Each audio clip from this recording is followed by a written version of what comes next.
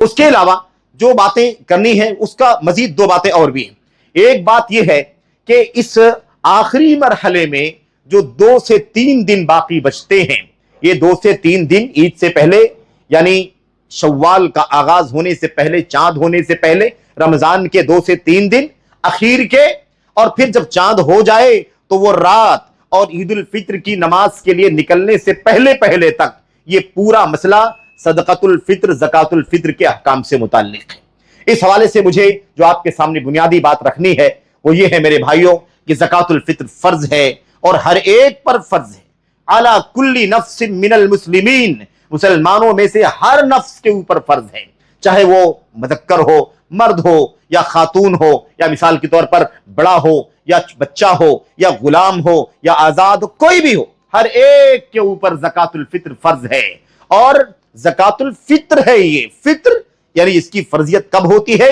جب انسان فطر میں داخل ہو جاتا ہے۔ فطر کا مطلب یہ ہے ابھی ہم روزے کی حالت میں ہیں تو ہم حالت صوم میں ہیں، حالت امساک میں ہیں، حالت حبس میں ہیں، کھانے پینے اور دیگر روزے کو توڑنے والی چیزوں سے پابندی کر رہے ہیں۔ اور جب یہ پورا مہینہ ختم ہوگا تو امساک ختم ہو جائے گا، روزہ فرض ختم ہو جائے گا اور ہم فطر میں داخل ہو جائیں گے۔ جیسے ہی شوال کا چاند ہو جائے یا اس کی گواہی مل جائے، سمجھ لیجئے کہ فطر ہو گیا، اور فطر ہوتے ہی یہ زکوٰۃ فرض ہوتی ہے، اس لیے اس کا نام زکوٰۃ الفطر ہے یا صدقۃ الفطر ہے۔ میرے بھائیوں، اس سلسلے میں اللہ کے نبی علیہ السلام کی بہت ساری تعلیمات ہیں، ہدایات ہیں، ہم ہمیشہ اللہ کے فضل و کرم سے پڑھتے ہیں، سنتے ہیں، ان مسائل کا علم رکھتے ہیں۔ یہ بطور یاد دہانی، بطور تذکیر جو چند باتیں آپ کے سامنے ذکر کرنی ہے، اس حوالے سے یہ باتیں ہیں کیونکہ مناسبت ہے اور مناسبتوں پر یہ بات کی جانی چاہیے، جیسا کہ سلف امت کا طریقہ رہا ہے اور آج بھی ہمارے اہل علم کا طریقہ رہا ہے۔ میرے بھائیوں، تو زکوٰۃ الفطر کے بارے میں جو 2-3 باتیں بنیادی ہوتی ہیں، وہ ایک ہے وقت کا مسئلہ۔ وقت کا مسئلہ، اس کا وقت جو ہے وہ 2-3 طرح سے جاننے کی ضرورت ہے۔ اس کی فرضیت کب ہوتی ہے؟ اس کی فرضیت ہو جاتی ہے جب شوال کا چاند ہو جاتا ہے یا چاند کی گواہی مل جاتی ہے، یعنی ہم رمضان مکمل کر کے فارغ ہو جاتے ہیں، فوراً یہ زکوٰۃ واجب ہو جاتی ہے۔ واجب ہونے کا ٹائم یہ ہے۔ سب سے زیادہ فضیلت والا وقت اس کو ادا کرنے کا کب ہے؟ آدمی کے نماز عید کے لیے نکلنے سے پہلے، قبل ان یخرج الناس لصلاۃ العید، لوگوں کے عید کی نماز کے لیے نکلنے سے پہلے دینا، یہ سب سے زیادہ فضیلت والا وقت ہے۔ جواز کا وقت کیا ہے؟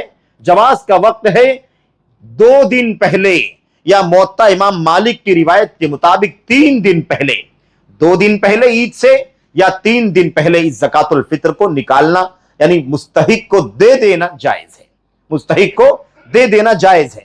اور ایک ناجائز وقت بھی ہے، حرام وقت بھی ہے، ممنوع وقت بھی ہے، اور وہ وقت کب ہے؟ عید کی نماز ہو جانے کے بعد۔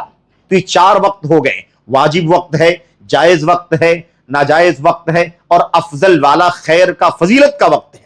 تو چوتھا جو وقت ہے میرے بھائیوں، ایسا ہرگز نہ ہونے دیں کہ کسی وجہ سے زکوٰۃ الفطر کی ادائیگی میں تاخیر کریں یہاں تک کہ اس کا وقت نکل جائے، کیونکہ وقت نکل جانے کے بعد اس زکوٰۃ کی عدم قبولیت کا تذکرہ اللہ کے نبی نے فرما دیا ہے۔ یعنی وقت نکل جانے کے بعد کسی نے زکوٰۃ الفطر ادا کیا تو اس کی زکوٰۃ ادا ہی نہیں ہوگی۔ اللہ کے نبی صلی اللہ علیہ وسلم نے فرمایا من اداہا قبل ان یخرج الناس الی الصلاۃ فہی زکوٰۃ مقبولہ، جو شخص اسے نماز عید سے پہلے ادا کر دے گا تو وہ زکوٰۃ الفطر مقبول ہو جائے گی۔ ومن اداہا بعد الصلاۃ فہی صدقۃ من الصدقات، اور جو زکوٰۃ الفطر کو عید کی نماز کے بعد ادا کرے گا وہ ایک عام صدقہ شمار کیا جائے گا۔ اس کا مطلب زکوٰۃ الفطر کے طور پر یہ زکوٰۃ قبول نہیں کی جائے گی۔ تو بہرحال اس میں اہتمام ہونا چاہیے۔ بہت سارے لوگ عام طور پر کہتے بھی ہیں، کبھی کبھی دیکھتے بھی ہوں گے آپ کہ کافی لوگ جو ہیں وہ عید کے بعد بھی کاؤنٹر لگا کر کے بیٹھتے ہیں اور زکوٰۃ الفطر وصول کر رہے ہوتے ہیں، اور بہت ساری مسجدوں میں اعلان بھی ہوتا ہے زکوٰۃ الفطر کے بارے میں، عید کی نماز کے بعد اعلان ہوتا ہے۔ جن لوگوں نے نہیں دیا ہے وہ لوگ جلد سے جلد دے دیں۔ میرے بھائیوں، یہ ترغیب جو ہے اب زکوٰۃ الفطر کے حق میں نہیں ہے، یہ صدقے کی ترغیب ہو سکتی ہے، ورنہ اصل کیا ہے؟ زکوٰۃ الفطر کا وقت نکل چکا ہے۔ دوسری بات زکوٰۃ الفطر کے بارے میں جو خاص ہے وہ یہ ہے کہ اس کی مقدار کیا ہے۔ مقدار، اب جب مقدار کی بات آ گئی تو یہ بھی طے ہو گیا کہ اس کی ادائیگی کھانے پینے، اناج، غلے، عام طور پر جو چیزیں ہم کھانے پینے میں اپنے علاقوں میں، محلوں میں، شہروں میں استعمال کرتے ہیں उनमें से ज़कातुल फित्र अदा करना है।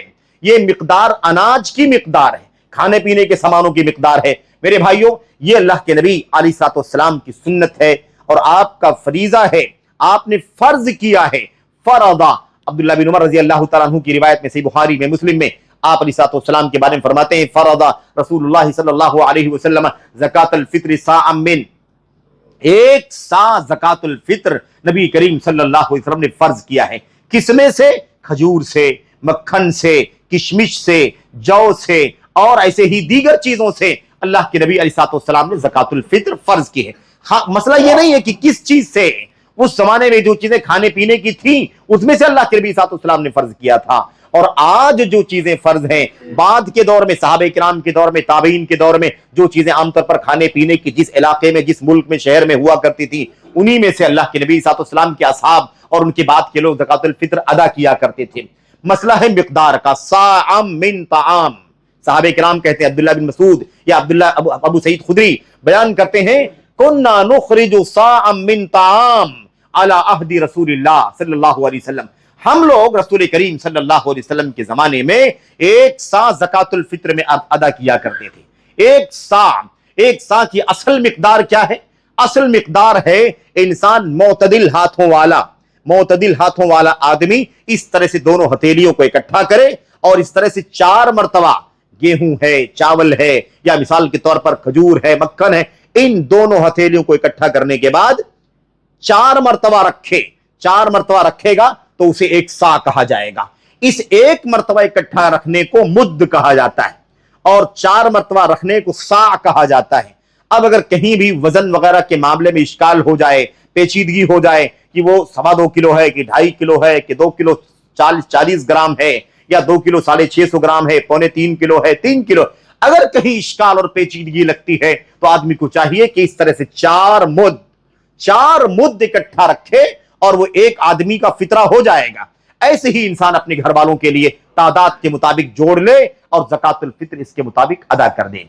और किलो में अगर आपको देखना है तो असल में जिस सा का एतबार है वो साए नबवी है। नबी करीम सल्लल्लाहु अलैहि वसल्लम का सा जो था वो सा मोतबर है, मकबूल है, उसी सा का एतबार है। वरना उससे लोगों ने और दीगर इलाकों में भी सा बनवाया, पतरे से टुकड़े जोड़ जोड़ करके एक बर्तन गोलाईदार बनाया जाता था, उसको सा कहा करते थे।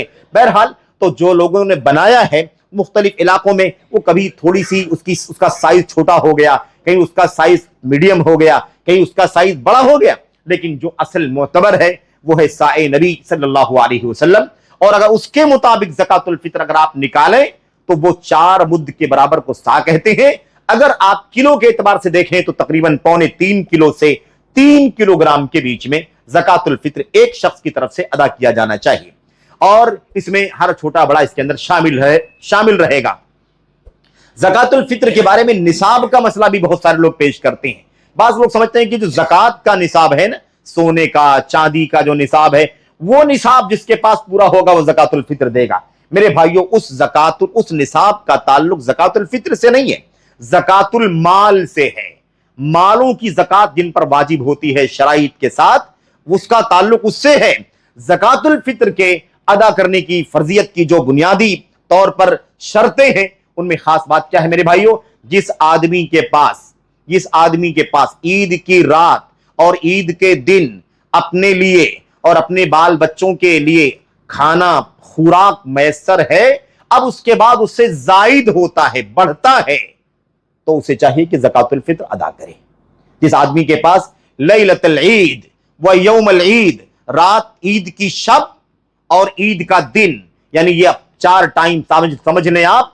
जिस आदमी के पास अपने लिए और अपने मातहतों के लिए खाना, गल्ला, खर्चा जो कुछ भी है अगर जरूरत के मुताबिक है और उसके बाद मजीद होता है तो उसे चाहिए कि वो क्या करे, उसमें ज़कातुल फित्र निकाले। अब अगर हो सकता है कि सबकी तरफ से काफी हो जाए, यानी 5 लोग घर के अंदर हैं तो 5 लोगों की तरफ से अदा करने के बराबर 15 किलोग्राम राशन हो, इकट्ठा एक्स्ट्रा हो, जायद हो, तो 5 लोगों की तरफ से अदा करे। अगर उतना नहीं है, 2 लोगों के बराबर है, 2 लोगों का अदा कर दे, 3 लोगों के बराबर 3 लोगों का अदा कर दे, 1 आदमी के बराबर है, 1 आदमी की तरफ से अदा कर दे, और नहीं बचता है तो ना अदा करे, क्योंकि उसके पर ज़कातुल फित्र वाजिब नहीं है। बहरहाल मेरे भाइयों, इस तरह से पता ये चला कि जो लोग زکات الفطر لینے کی مستحق ہیں ان کے پاس بھی اگر عید کی رات اور عید کے دن کا کھانا خرچہ خوراک اگر ہے اور اس سے مزید بڑھتا ہے تو زکات الفطر ان پر بھی واجب ہوتی ہے۔